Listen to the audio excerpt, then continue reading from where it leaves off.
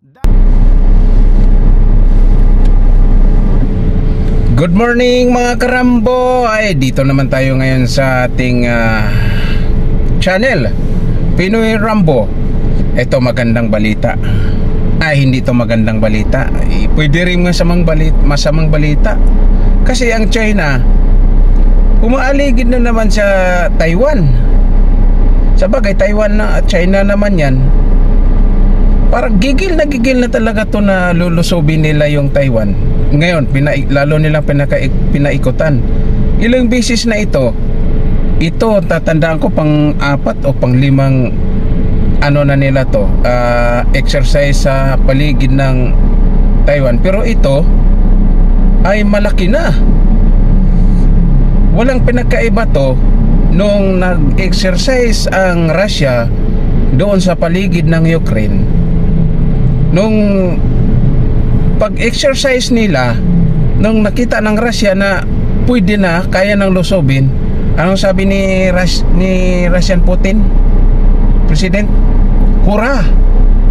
Hurra! Attack! Di umatak. Ito ngayon itong China. Alam mo kung bakit 5 beses na itong nag-exercise sa paligid ng Taiwan? Hindi nila makuha-kuha eh. Naghanap sila ng strategic kung paano lusubin, kasi yung unang exercise nila mahirap. Di mag-exercise tayo uli, pangalawa mahirap, parang hindi pa kaya, hanggang pangatlo, hanggang pang-4. So ito na yung pang-5, kasi di naman sila umaalis eh. Pero ito na ngayon, malakas na ang pwersa. Nabahala na ang Taiwan. At ang Taiwan, siyempre di naman yan na natutulog eh, nakaredy din yan. At ang Japan, ang Pilipinas, halos nakaredy mga yan. Pati yung South Korea, North Korea, nakaredy yan. Kasi ang North Korea, kung anong mangyari sa China, titira din tong taba na to eh, si Jomong eh. Naayos din tong taba na to ngayon, itong pang-5 exercise nila sa paligid ng Taiwan, pag nakita ni Xi Jinping na kaya ng lusubin, pang-5 pagkakataon, kaya ng lusubin, a-attack na talaga yan. Ngayon, itong pang-5 nito, kung hindi na kaya, nag-exercise sila, pero tingin nila parang di pa rin natin kayang lusubin ang Taiwan. Uulit pa yan. Pang-6 na exercise nila dyan sa paligid ng Taiwan, siguro magpipirsa yan. Ganon. Ito hindi to maganda ha, pero panoorin natin.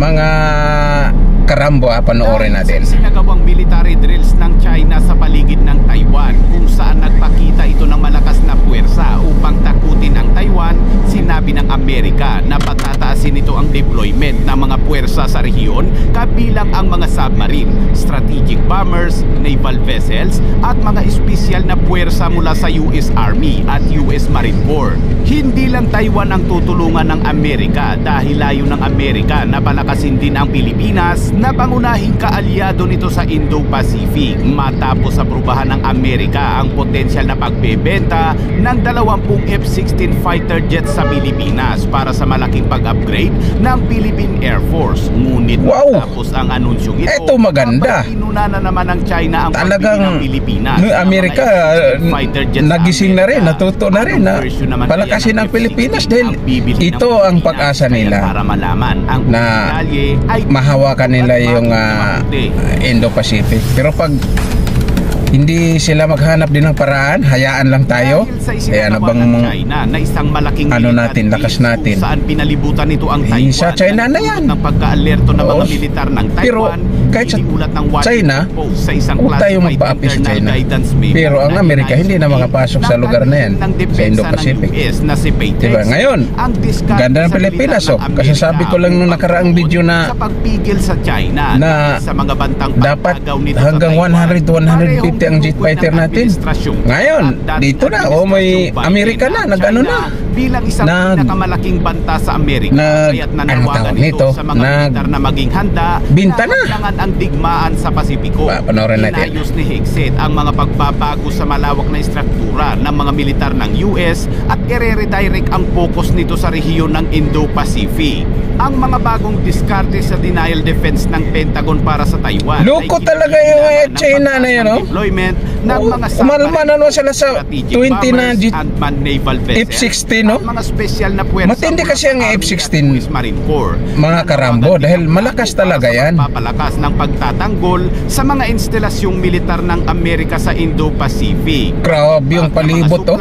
At pagpapahusay ng logistic. Hindi lang Taiwan ang tutulungan ng Amerika, kundi maging ang Pilipinas, kung saan inaprubahan ng Amerika ang potensyal na pagbebenta ng 20 F-16 fighter jets sa Pilipinas. Layo ng Amerika na palakasin ang Pilipinas na pangunahing kaalyado nito sa Indo-Pacific. Tutulungan ng Amerika ang malaking pag-upgrade ng Philippine Air Force sa bansa. Sa isang pahayag kahapon, sinabi ng US Defense Security Cooperation Matindi talaga tong China to. Sa dami ba naman ng sundalo nito? Ng mga F-16 fighter jets sa Pilipinas ay nagkakahalaga ng tinatayang 5.58 billion US dollars. Ang anunsyong ito ay dumating wala pang isang linggo matapos bumisita si Higseth sa Pilipinas, ang kanyang unang paglalakbay sa Asia bilang hepe ng depensa, kung saan sinabi niyang papahusayin ng Amerika ang alyansang militar nito sa Pilipinas dahil nilalayo nitong muling itatag ang deterrence upang kontrahin ang pagsalakay ng China sa mga maliliit na bansa sa rehiyon ng Indo-Pacific. Matagal nang gusto ng Amerika na magkaroon ng Pilipinas ng F-16 fighter jets upang makasabay umano ang mga Air Force ng Pilipinas sa mga Air Force ng Amerika na nagpapatakbo ng mga F-16. Dahil bukod sa bilis, kaya ba natin bilihin yan? Ito sa maneuver yung at 20 na ito sa mga labanan. F-16 jet fighter na mahal yan, pero high-tech ba? Ngunit ngayon ay tila nakapag-isip-isip na ang Pilipinas, kung saan sa pahayag sinabi ng DSCA na humiling umano ang Pilipinas na bumili ng F-16 fighter jets. Dahil sa dami ng mga version ng F-16 fighter jets, ay ano nga bang version ang bibili ng Pilipinas? 5.58 billion US dollar. Ang bibili ng Pilipinas magkano yan? Na F-16, mga karambo dito sa atin, Pilipinas. Ito ay single 5.58 billion dollars. But at apat na F-16. Hindi ako marunong mag-ano niyan. Hindi ako marunong bilang. Bahala na kayo, ha. Bilangin nyo na lang. Ang mga F-16 fighter jets para sa Pilipinas ay ang mga Block 70 at Block 72 na pinakabagong variant sa Workhorse military warplane. Ang mga F-16 para sa Pilipinas ay kasama na umano sa mga deal ang mga advanced na avionics nito, radar at mga armas nito, at isang makabuluhang upgrade para sa fighter fleet ng Philippine Air Force. Sa kasalukuyan ay mayroon lamang itong 11 South Korean made F-50 fighter jets na isang light yan ang mga ginagamit ng Israel, na may kakayahan sa mga ginagamit ng Ukraine. Martin na ang mga F-16 ay may pinakamataas na bilis na higit sa 1,500 miles per hour. Mas mabilis ito kaysa sa South Korean made F-50 fighter jets. Matapos i-anunsyo ng US, may isang piloto dyan, guys, na F-16. Sundo na ang Amerika at Pilipinas para sa F-16. Single seater saka single engine. Double Minister spokesperson Go Jiakun dual seater, dual engine. Militar sa pagitan ng Amerika at Pilipinas ay hindi dapat makakasira umano sa kapayapaan at seguridad sa rehiyon. Block 70, Block 70 to. Sa isang press conference sa Beijing bilang tugon sa tanong ng media tungkol sa pagbebenta ng Amerika ng F-16 fighter jets sa Pilipinas. Napakaganda nito. Talaga tong China, mga kabayan. Sa isang bansa, guys, sa isang bansa, kapag mayroong maraming ganito, guys, hindi basta pasukin, hindi basta malusog, hindi rin basta mabuli. Oo. But sa Israel, may nabuli ba sila? Binuli sila, ginira sila. Pero ngayon, ano nangyari sa mga naggira sa kanila? Dahil marami silang eroplano, Tinawag marami silang misil. ng Pilipinas at Amerika na isang Kawawa. Iyak ngayon ang mga bansang gumira sa Israel. Sa paglilipat sa Indo-Pacific, sinabi rin ni Higsit na kailangan tumayo ang Amerika sa tabi Itong ng mga China talaga, at kasosyo nito sa buldagol Indo-Pacific. talaga to. Ang presensya ng militar ng Amerika sa Asia ay nakikita ng Kahi kayong ulo ng China kahit sabihin hindi sa kanila yung kung saan ang China ay mabilis na nagpapalawak ng lakas militar nito. Kahit hindi sa kanila yung lugar na yan, talagang nangangkin talaga eh. Mas malapit na relasyon sa Russia. Lalagas na ang laki na ng bansa nila, hindi na nila matirahan lahat sa sobrang lawak. Mga agaw pa. Kaya't asahan ang mga Air Force training sa bansa kasama ang anak ng dipaklong talaga tong China na to. Kailan nga ba ito darating? Well, kapag magdigmaan na, unahin kita talaga. Joke lang.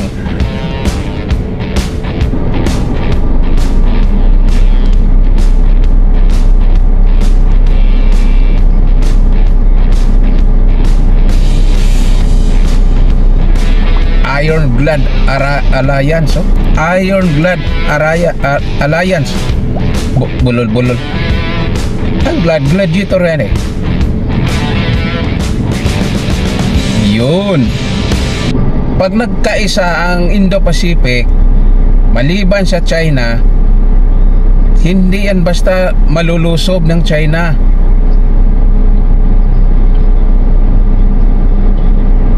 Ayan. Ikaw talagang tabatsing ka ah.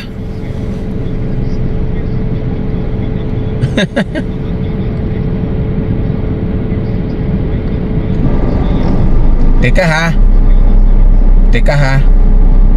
Mayroon na tayong KF-50 ba na Eagle?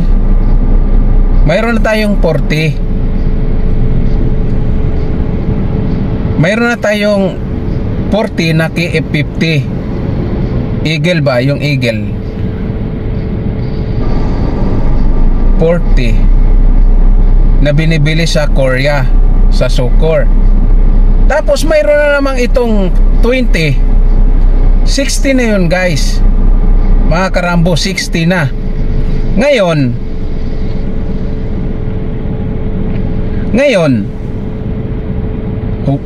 magkaroon tayo ng 60 na jet fighter.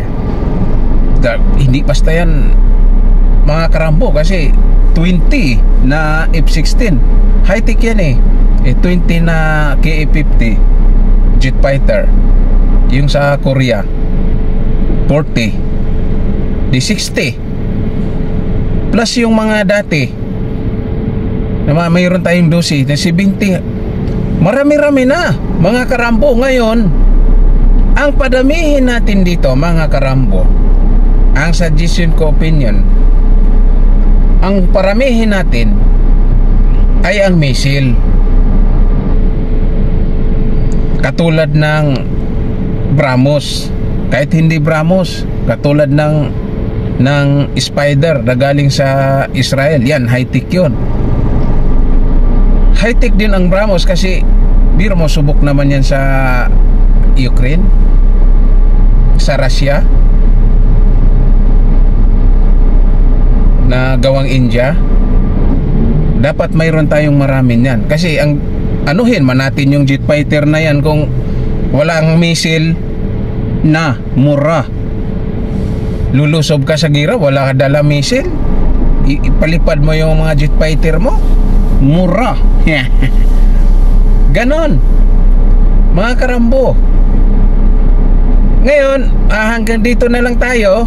Mag-comment na lang kayo sa comment section at wag kayo mag-alala kasi ito naman ay opinion at lang, suggestion lang yun sa akin. Wala akong inaano rito ha, maliban sa China dahil lahat naman, halos naman lahat naman tayo kalabo. Gigigil sa China, sarap kagatin yung dalunggan. Sige, hanggang dito na lang mga karambo. Over and out na.